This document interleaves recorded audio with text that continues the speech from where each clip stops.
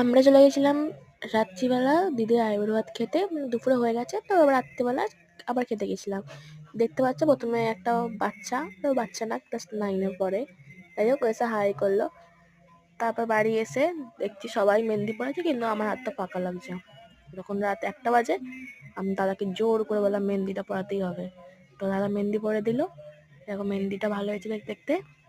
তো মেহেন্দি পরে এবার সকালবেলা ঘুম থেকে ওঠে, এই যে সকালে একে একটু ডিস্টার্ব না করলে আমার হয় না, একবার একে ঘরে রাখবো আবার ঘর থেকে বার করে দেবো, এরকম একটা। তো পিছনে না লাগলে টাইম কাটে না। তো তারপর দিদি ব্যান্ডে চলে গেছে, তারপর চলে গেছিলাম দিদির জল নাচ করছে। সব এক একটা মানে কি বলবো ডান্সার টাইপের।